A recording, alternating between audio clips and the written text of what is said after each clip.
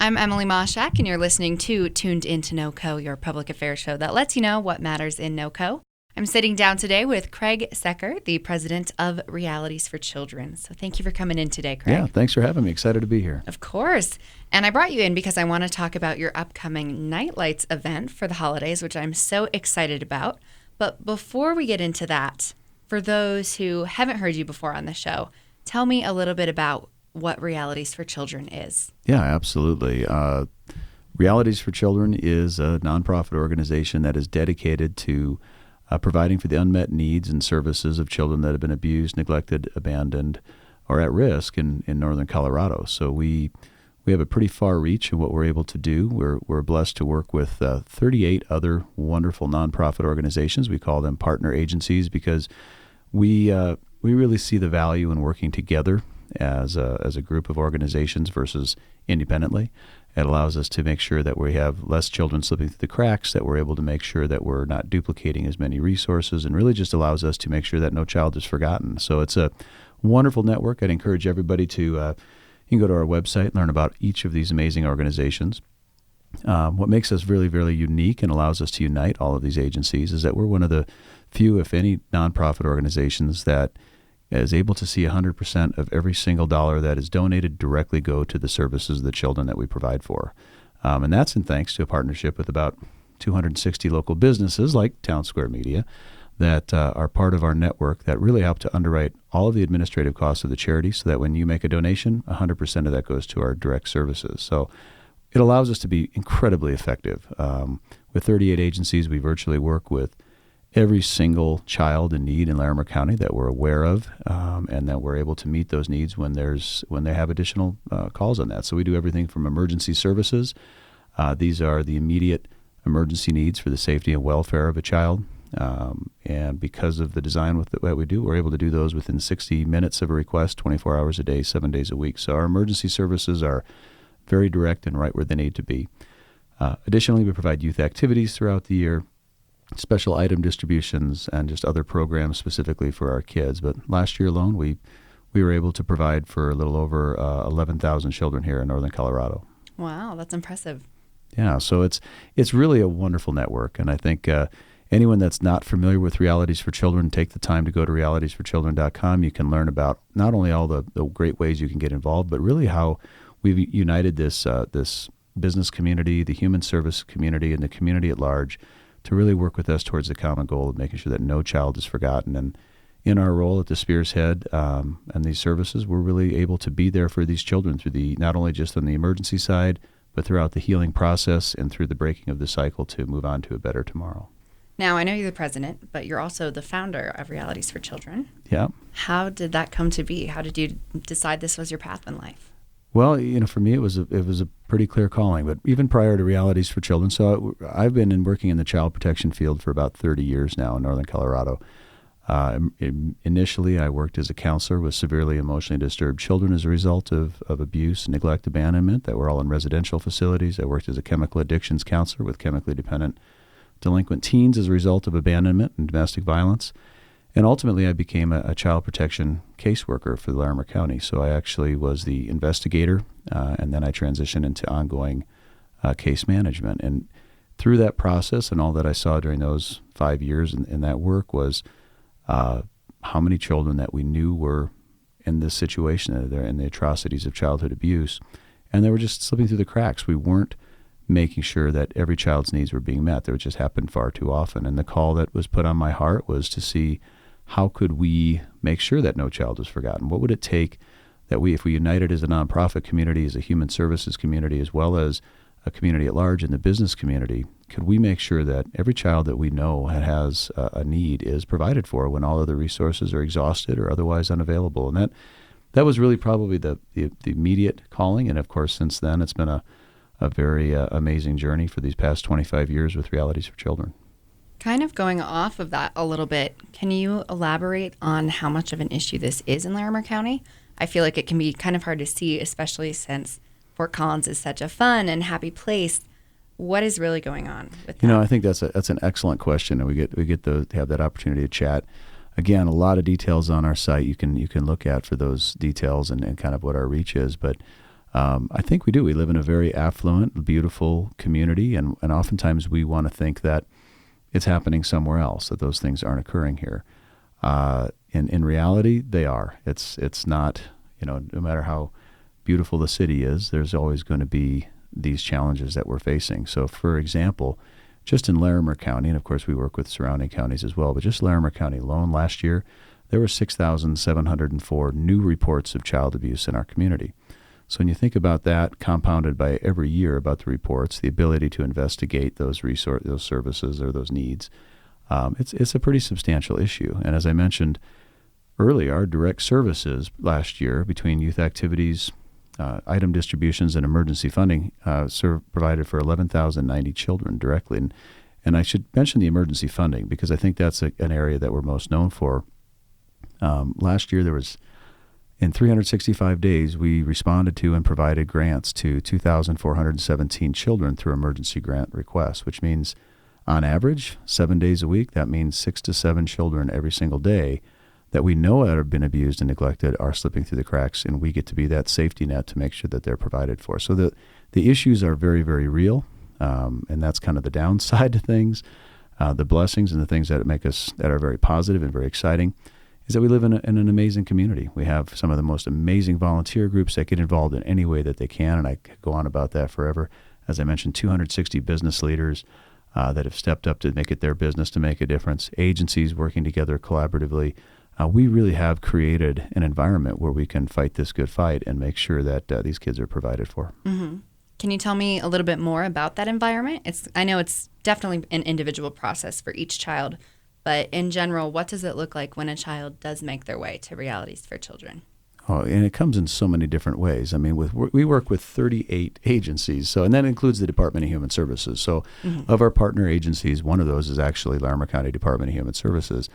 And so in any of these cases, we're going to know by the time they come to us, we know that they've been vetted. We understand that these are open cases. We understand that these are very real issues that are going on of abuse, neglect, or abandonment in these child's lives.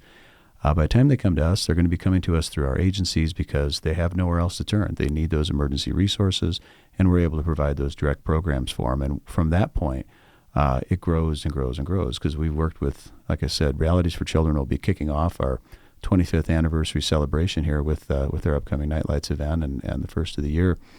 So 25 years of services, we've watched these children grow up. Many of them, young girls that I worked with when she was 3 years old initially, who's now 28 and has a family of her own. I'll be going to one of our Triumph Award recipient young men. He's receiving a promotion in the Air Force. He's 29 years old, going on 30. Promotion in the Air Force. He'll be the youngest officer ever to be promoted to this security level. So that doesn't end when they turn 18 with us. Once they're part of our Realities for Children family, we continue to work with them through their entire lives in some cases. Yeah, well, that is absolutely fantastic, and congratulations on 25 years. Thank you. Yeah, and now let's get to NightLights. Yes, our kickoff to the 25-year anniversary. Yeah. What can people expect from this event? Well, I hope that everybody that's listening has been to NightLights before. But for those of you who maybe haven't, or even those of you who have, we've got some new things that are going on. This is really our year-end gathering. Obviously, it's once again, it's a fundraiser, but it's a free event to the community. So it doesn't cost anything to come down. In fact, when you come down, you can enjoy free music. We got some great bands that are going to be playing down there, which I think you're probably familiar with some of those that are joining us. We have free food. We'll have cookies that are down there. We have Z Catering doing great hot soup, hot chocolate, coffee, the whole bit for people to just be able to hang out, enjoy, relax. And the message that we're trying to do with NightLights, and we have for this event will be the 22nd lighting of the NightLights tree, annual lighting of the tree, has always been bringing light into the darkness of child abuse. If you talk to our children that have been through this, I think when they talk about a lot of ways that it makes them feel. It's a lot about being silenced. You don't have a voice. And it's that you're lost, that you're alone in this darkness that you can't see your way out of. And darkness in its own, it can never overpower light, can never overpower goodness of people coming together, but it thrives in a place where there's a lack of that, where we don't have that. And so our goal with the NightLights tree and the lighting in this community celebration is to come together and educate people about the issues of child abuse, bring people together to unite towards how we can address the issues collectively, and light up the night and bring light into that darkness, so that every child that we work with knows that there's somebody out there that has a nightlight for them, and that we are there for them through this very trying and difficult time. So the event has got a bit of a mixed feeling to it as far as the emotion side goes, but it is free for everyone to come down. It's always on December 1st. It has been the 1st of December, no matter what day that falls on, no matter how cold it is, no matter what's happening, for 22 years, 6 to 7 p.m. It's just really a 1-hour event outside, but it's free food, it's free drinks, it's great people, and it's a chance to meet at least one of the children that we work with. She'll be up there sharing her story about what it's been to go through that darkness and what it meant when someone gave her a nightlight, and how important that is in the children's lives that we serve. And at the end of this, we reach into the darkness like we never have before, as we light a whole new NightLights tree. So this is the kind of the countdown lighting for the NightLights tree that we light up the night. And this year, our friends at Blue Federal Credit Union came in and said, "Hey, we're going to sponsor and underwrite a transition of the tree to an entirely new look."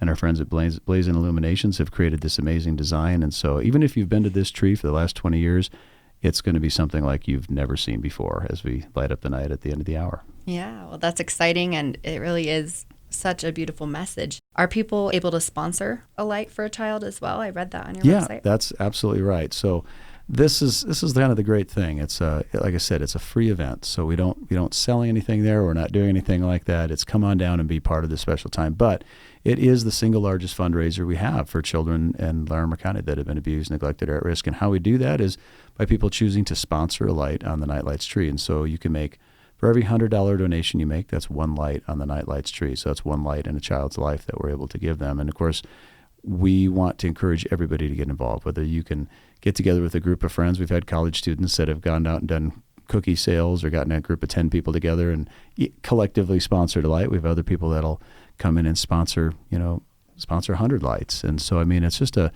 great way that people can get involved. And this fundraising really kicked off this weekend with the building of the tree. So people can already go to giveanightlight.com. They can donate a light on the NightLights tree. And we'll be running through the entire month of December, so the 30 days after the lighting as well. So that's how it is a fundraiser. And with this kicking off this year, we're hoping to see it be the biggest we've ever had. So please go to giveanightlight.com and help us reach further into the darkness of abuse. Yeah, it really makes an impact, this event does. Well, and like I said earlier, because of our business members like Town Square, we're able to see 100% of every dollar that someone donates. So if you put, whatever you can do towards a nightlight, every penny of that goes to direct services the children we provide for. But I would not be doing a disservice to so many people involved in NightLights if I didn't throw out a few other little shout-outs as far as what's going on. First of all, to you guys, our Master in Ceremonies this year, who's going to be running this. It's Goose and JB from Retro 102.5, which is Town Square. We're very excited to have them down there. We have, of course, a very special guest that comes down for our children. We're going to have Santa Claus down there, so you can get your pictures with Santa and the sleigh and all that. So that is a really special bit. I mentioned all the great free food and free drinks that are going on.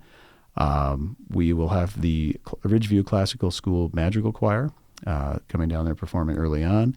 We'll have Emma Marie, who will be singing our Nightlight song on, and she is an amazing young singer-songwriter that's been with us for many, many years. So I hope if you don't know who she is, you'll be a real treat for that. And this year, we're very excited to have Hold Fast be our featured band that's going to be performing down there as well. So there is so much that's happening down there. I just want to recognize everybody that's a part of that. One of the things that we do every year with this event is we have a 3-foot-tall, 33-pound chocolate Santa Claus that is donated by Rocky Mountain Chocolate Factory. And this is a favorite. Every child that comes down to this gets to enter and to win this 33-pound chocolate Santa. In most cases, the Santa is bigger than the child who wins it. The children look ecstatic and the parents look very worried, but it is really a wonderful gift from Rocky Mountain Chocolate Factory, and pretty neat piece. So we give away our NightLights Chocolate Santa every year. And this year we have something very special. I mentioned that this is the kickoff to our 25th anniversary of Realities for Children Services. We're doing that with the brand new tree that we have in place.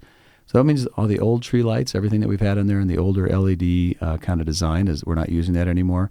So we're doing something very special for the first 500 people that come down to the NightLights event. They'll receive a free legacy light. And what this is it's one of the lights from the NightLights tree that stood down there that so many people have really grown up with for the past 20 years in our community that has been turned into an ornament. So they'll get a free legacy light of all the lives that have been supported and all the lights that have been lit in the children's lives over the past 22 years with this tree that they get to take home with them on their tree and kind of have as part of the history of this event. So lots happening, more than I can tell you about. But go to giveanightlight.com. People can read all about the event, know what's happening, the schedule, and of course, if they choose to or are in a position to, can donate a light on the NightLights tree. December 1st, 6 o'clock at night. I think we actually kick off with some pre-music about 5:30 if people want to come down and get down there early. But please tell everybody to come down. We hope to see it to be the biggest crowd we've ever had. And I just hope that everybody that hears this invites 10 of their friends and comes down and helps us light up the night. We hope so too. Well, thank you so much for coming in and talking to me today, Craig. I really appreciate it. And I know we here at Town Square are so excited to be working with Realities for Children. And we can't wait to light up the night on December 1st. Wonderful. Well, good. I hope to see you all at NightLights December 1st. And all the information is just at giveanightlight.com. You'll get a lot more information than I could provide you here today. But thank you for sharing this with everybody who's listening. And I sure want to just personally invite you all to be part of this special evening when we light up the NightLights tree. Again, that was Craig Secker, the president of Realities for Children. If you would like to donate and sponsor a child, visit giveanightlight.com. And don't forget to attend the event on December 1st and look out for Town Square Media's very own Goose and JB from Retro 102.5.